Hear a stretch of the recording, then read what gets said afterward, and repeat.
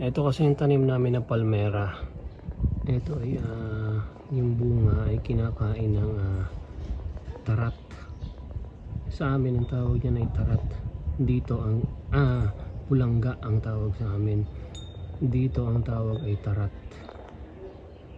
Ayan natin ang mga kakainin niya, yung mga hinog. Yung mga hinog ang kakainin niya. Mamaya madami yan. Mamaya ano sila dyan wala. Nakita ata ako.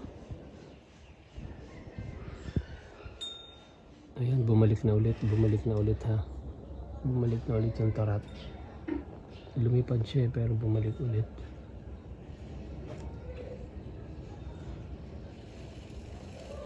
Ayan, kakainin niya yung mga yan. Buo, nilulunon niya. At hindi tinatalupan pala sa ano niya, sa tuka.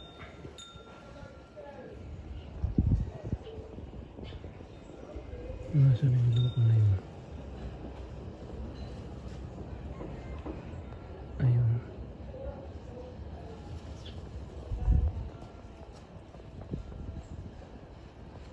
Pangit kasi ng posisyon ko eh.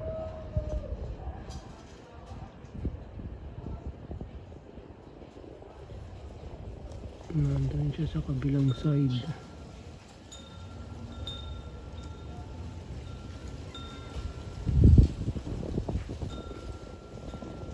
Ayan, yung puno ng palmera yan eh. Palmera na pagka ganito kasi season, ano yan, namumulaklak tapos yan, yun yung bunga. Pagka ganyan pula na, hinog na yan. Kita nyo, napansin nyo yung tuyo. Lahat yan ay kinain nila. Kinain nila lahat yan. Tapos yung iba pa na yan. Sunto ano naman yan. Sunto hinog. Nasaan yung loko na yan? Nagyayaya pa yan pag minsan eh. Pag minsan sila dyan ay mga pito. Yun, nandun siya.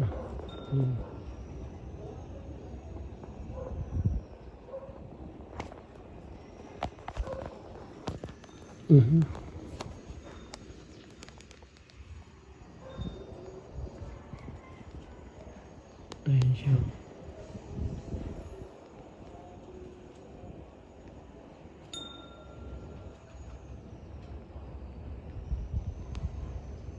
Pag minsan sila dyan ay mga ganon, 3, 4, 5, 6, ganyan. Ang ingay nila dyan. Isa lang siya ngayon. Ang tawag dyan ay basta dito ang tawag dyan ay tarat. Tarat. Sa amin sa Batangas, Quezon, ang tawag dyan ay pulangga. Pulangga.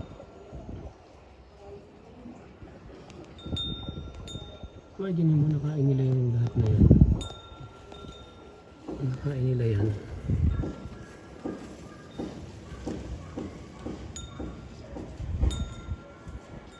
Busog na ata, kaya naman mahinga na doon. Saan ba yun? Saan ba yun? Makayat na doon. Wala na. Ayun, nandun siya, mahinga.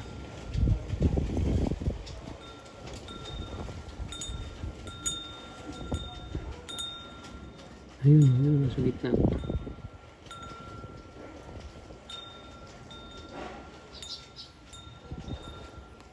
Pagod na ako eh. Lipat ako dito sa kabila.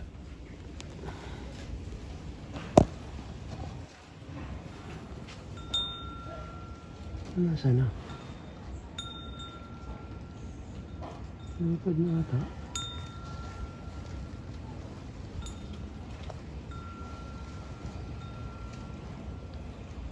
Wala na yung loko.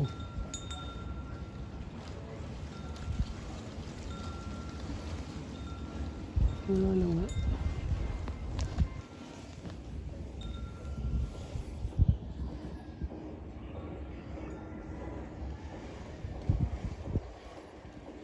Loko yun, wala na nga.